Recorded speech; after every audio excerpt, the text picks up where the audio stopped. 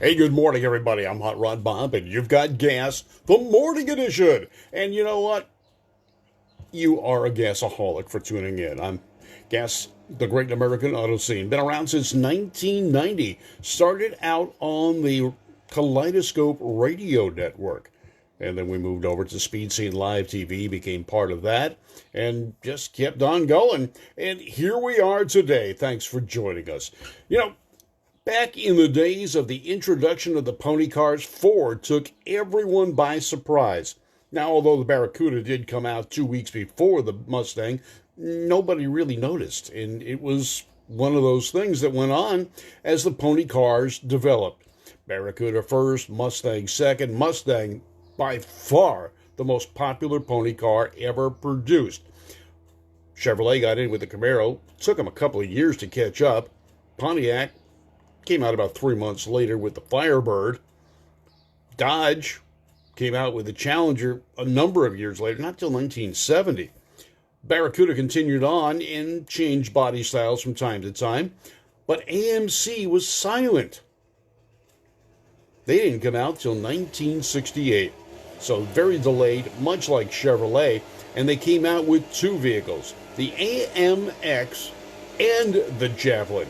Now, the AMX differed in that it looked just like a shrunk Javelin. It had only two seats, so it was kind of a personal sports car to an extent, and never really hit the racing circuits other than in drag racing, where Shirley Shahan drove an AMX, did pretty good in stock and super stock categories. 401 cubic inch, 390s to start with, and that was part of the downfall of the car. Is it didn't initially have the power necessary and the engine sizes to compete with Ford and Chevrolet and Chrysler. Now let's go back a little bit and take a look at the Javelin, because that was really a true pony car in that it had a front seat and back seat, bucket seats, no bench seat option. Mustang and Camaro did for a while, but the AMC Javelin was not a clean sheet paper car either.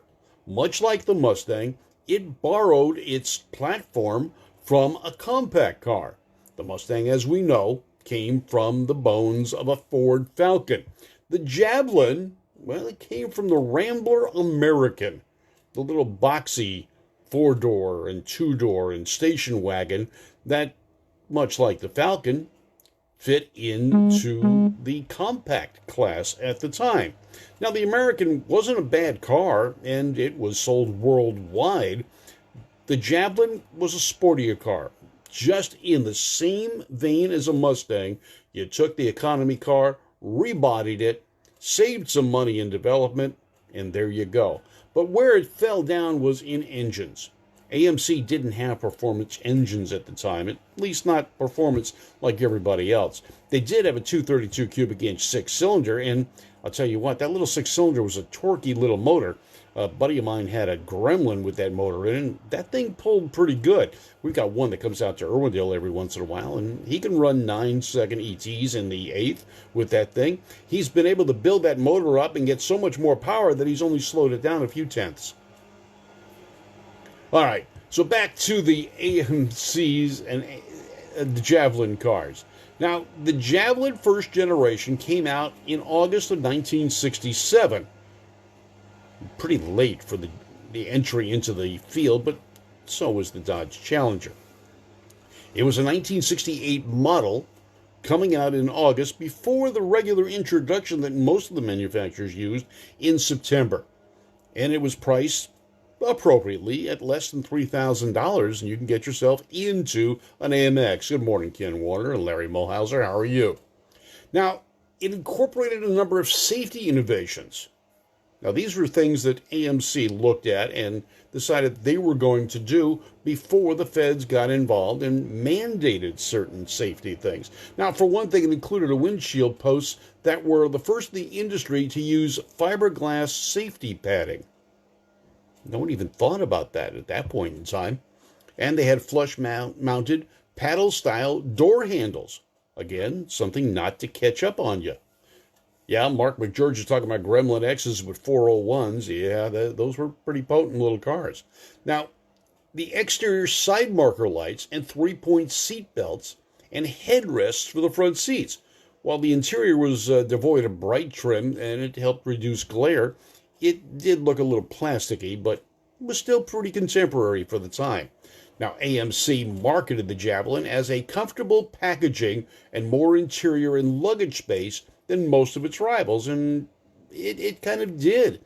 It had adequate legroom, it was a little bit longer. It had good headroom, and that was one of the downfalls that AMC had. I mean, the original pony car that was supposed to come out from AMC was the Tarpon, which was based on the Rambler American again, but was a little fastback in the type of, well, styling you'd expect from, say, the Barracuda. It was a cool little fastback, but it didn't seat a tall person with a hat on, and it fell away, and they ended up with the Marlin. So the Javelin sat a little bit taller inside, had a taller greenhouse, giving some better vision and viewing. The three-point belts helped out in safety, and so did the other things they did. The trunk space was 10 cubic feet, not too bad. It had good legroom and headroom, both front and back, making the back of the roof a little bit taller.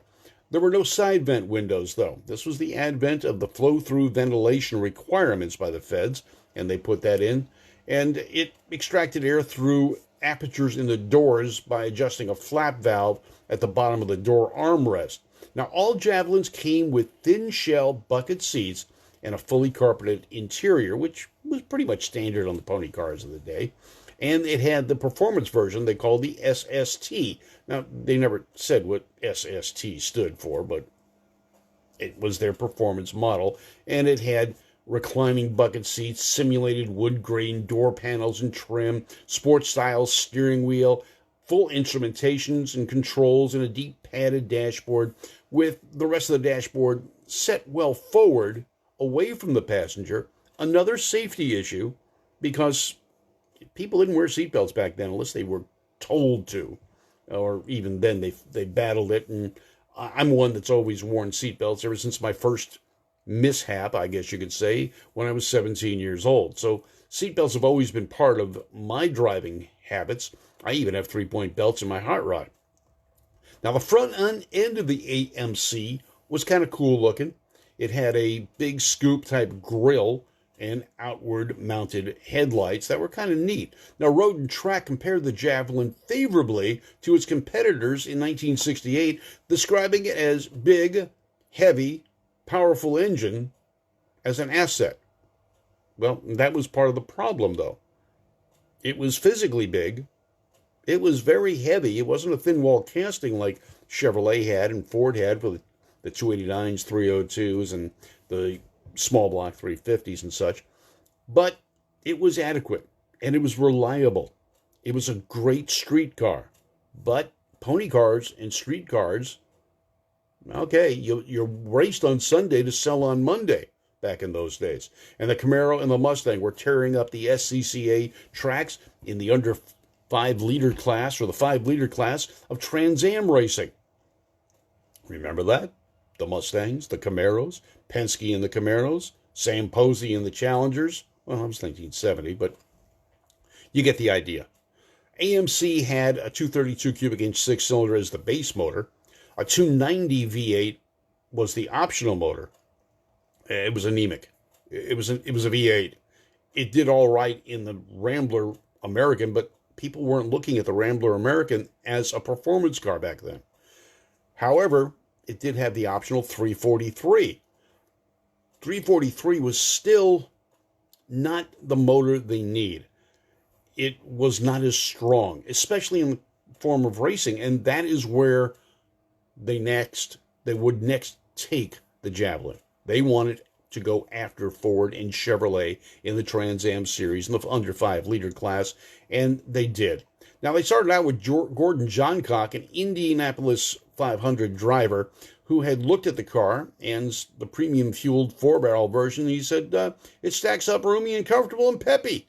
Well, okay, that's another way of saying it feels okay. It's just not fast. Now, with the standard 6-cylinder, the Javelin could cruise at 80 miles an hour. Okay. The 290, you take it up to 100 miles an hour. Now, there was no place to drive at those speeds, legally.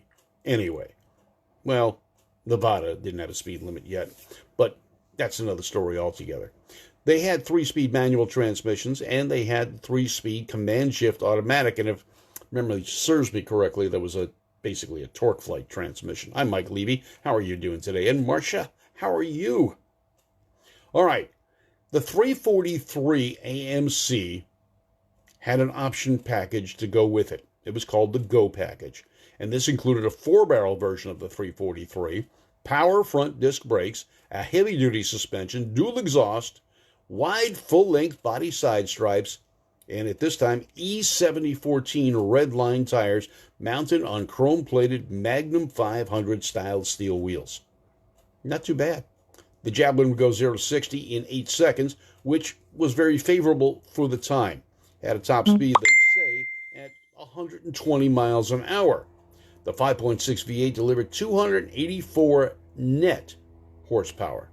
Now, I don't know where the gross horsepower was at that point, but net was the new way of rating engine horsepower. To put that in perspective, 284 horsepower was pretty compatible to the GM 350 and definitely better than the Ford 302. But again, the AMC was a little bit heavier car, so it didn't move all that well. Now, by mid-1968, the Javelin had a bigger motor. It had the performance motor it needed for the street and the drags, not for the Trans Am racing.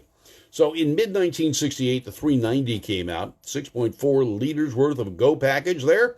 You had the floor-mounted automatic transmission or a 4-speed manual. It had 315 horsepower. Very favorable. And it took these cars down the quarter mile pretty well. It went 0 to 60 in 7 seconds, which was relatively good for the time. As a matter of fact, they ended up at the drag strip, doing pretty darn good there in stock and super stock.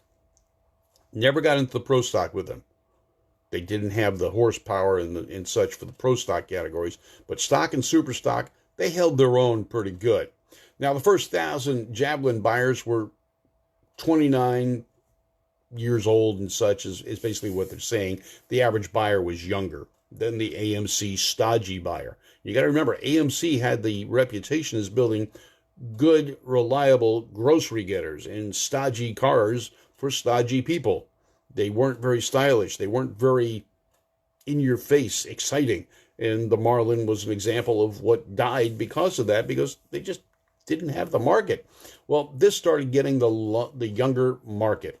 In 1969, there were minor changes to the model. They revised some side striping, altered the grille, changed the emblems, and it was still a pretty good car. Added a tack with 8,000 RPM, changed the speedometer style, and came up with the Mod Javelin package. It was introduced in mid-1969 and included a Craig Breedlove roof-mounted spoiler. Craig Breedlove roof-mounted spoiler? Well, all right, you think about spoilers today. Javelin had one right above the rear window on the roof. What did it do? I have no idea. It was small. It probably did something. They had bright colors at the time. They had the big bad orange and the neon brilliant blue and green. It also became available in mid-69 and came out with matching painted bumpers. Kind of a monochrome look. Looked pretty good. I kind of liked it back then. It was kind of interesting. But it changed the consumer view of the cars from dumpy to wow. And the Go package continued on with the 343 or the 390 engines. Now, racing is where they wanted to be. They didn't have the money, but that's where they wanted to be. They wanted to show the world that AMC was not just a grocery getter. They wanted to compete head-to-head with the likes of Roger Penske and his crew and Shelby and the Mustangs and Parnelli Jones and all those guys that were running in the Trans Am series, which was very popular with the pony car set. It was one of those situations, as I said earlier, win on Sunday, sell on Monday, and those cars were popular. So they contracted Kaplan Engineering, Ron Kaplan and Jim Jeffords, out of Southern California to create Javelins for SCCA's Trans Am series. Well, they had to do a lot of things to the cars. The suspension really wasn't adequate. They changed the settings, they changed the mounting positions, and it ended up finding its way into production cars later on. So the racing did help the Javelin starting in late 1969. The initial drivers were George Fulmer and Peter Rebson. These guys were top-notch drivers, and they were driving these AMCs. The problem was the engines. The engine was the weak point on those cars. They were 2-bolt main caps, not 4-bolt like Chevrolets and like some of the Fords were, but they didn't have the proper oiling, and the engine suffered some failures from that. Now, they did have a very successful team, and it was considered the Cinderella team in their first year of racing. They didn't have a single DNF. They finished every race in the Trans Am Series. I didn't say they won, but they finished every race, which was something Ford and Chevrolet and Mopar couldn't say. Now, in 1968, the team consistently improved.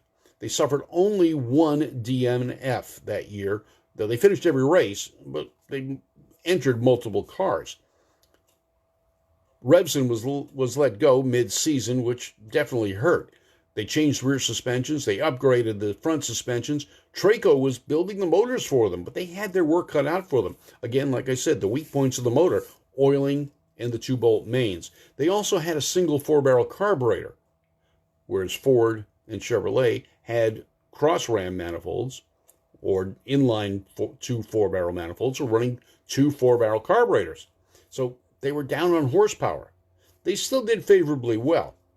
Now, Kaplan lost his teammate, but continued on developing the AMC Javelins and went to Vic Edelbrock and said, "Hey, Vic, how about you create a 2 4-barrel manifold for us for these Javelins?" And he did. He worked with him. He gave him some help. They came up with a 2 4-barrel manifold, and the car began to win. Now, the other thing they changed, too, is about mid-year, they took the 390 basic block, recast a new block, specialty castings, to fix the oiling issues. They had their own crankshaft to bring the cubic inches down to the 5-liter requirement. The oiling problems were done. They had their own design pistons, rods, and so forth. The problem was they didn't have AMC part numbers, and they got protested by SCCA. They finally ended up pulling out of SCCA Trans Am racing with the cars, and although they did quite well, they were chasing down the top cars in the class. The first race they showed up for, they hadn't qualified. They started out in the back of the pack. Towards the end, they were right there in second place, closing in rapidly. The AMC cars had made a change, but financial issues, political issues, whatever the case may be, Kaplan lost the contract. It went to Roger Penske. Imagine that. And Roger Penske took the team on. They dropped the Camaros, painted the Javelins blue, and went on to win. So they did some fun stuff with those cars. And in 1970, there was another minor redesign of the car. Big hood scoop up on the front, little spoiler in the underneath, and the Javelins introduced Corning safety glass. Again, not something that was required. They added in the safety. The engine lineup for 70 changed with the introduction of the new AMC 304, a 5-liter engine. Imagine that. Wonder where that design came from. It was a pretty stout motor. They also had a 360 cubic inch, replacing the 290 and 343 versions. The 390 continued on, or the 290 was replaced. The 390 continued on with new cylinder heads, better combustion chambers, single 4-barrel, 4300 series Autolite carburetors, increasing power to 325. That is definitely street performance right there. And they did quite well. 425 foot-pounds of torque. This was a torque monster for the size of the engine, and it competed favorably. They codenamed X for the engine, and this was the engine they needed for the Go package. Many buyers selected the Go package, which was stylish and sporty looking, and they got the 360 or the 390 4-barrel engines. And again, as in prior years, disc brakes, dual exhaust, heavy-duty suspension, anti-sway bars, improved cooling, a 354 performance axle ratio, and now Goodyear white lettered performance tires on those Magnum 500 style steel wheels. The interior for 1970 was also a one-year design feature. Broad dashboard wood grain on the SST models, a new center console, revised interior door panel trims, clamshell bucket seats, integral headrests, corduroy or vinyl interiors, even a leather option. Camaro and Ford didn't have that leather option, but they did have it. New two-spoke steering wheel with a, well, the horn button was in the rim. You squeeze the rim. Okay. They put a rear spoiler on the back. They had the 4-speed manual, and it was one of the quickest cars reaching 0 to 60 in 6.8 seconds. That was very competitive at the time. Now, one of the biggest surprises for the 1970s, or early 1970s, was when Penske had taken over the AMC program, leaving Camaros to Jim Hall, our Chaparral guy, and he hired Mark Donohue as one of the drivers, along with Revson. They did great. They had former Shelby chassis engineer Chuck Cantwell. He got those cars handling.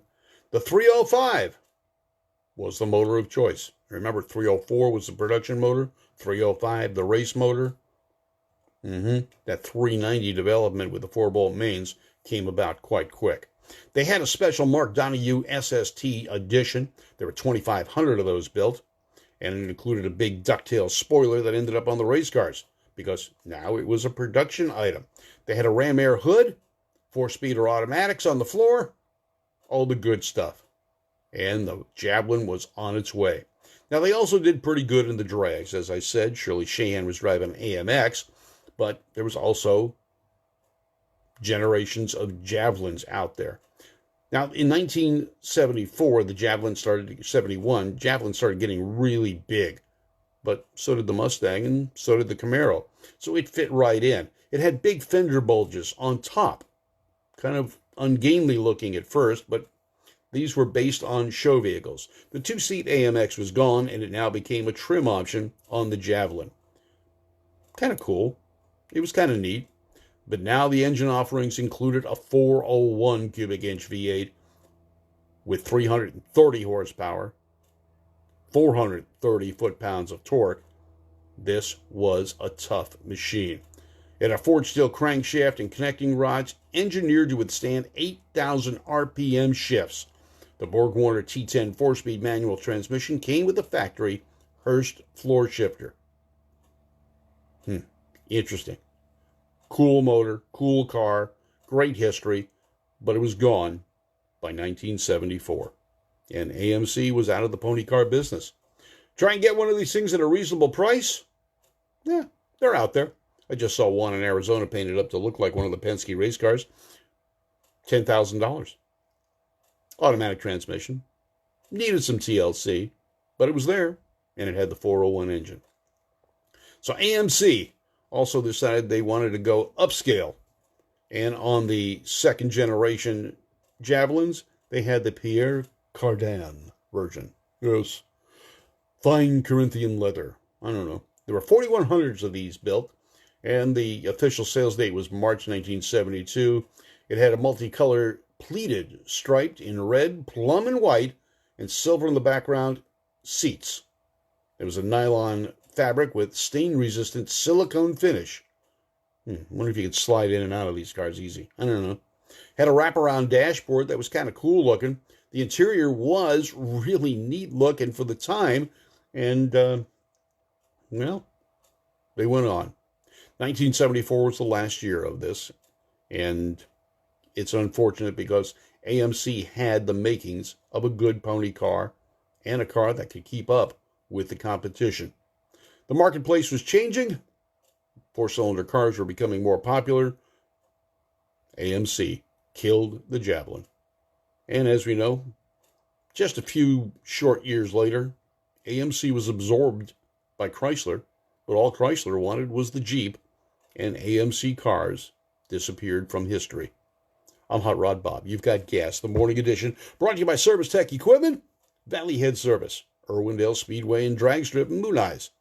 You guys have a great day. You are Gasaholics. I'm Hot Rod Bob, and you've got gas, the great American auto scene. Hey, we hit the top 50 in Asia and have stayed there for a full week. Thanks for watching us in India and all places in between. I'm Hot Rod Bob. You have a great day.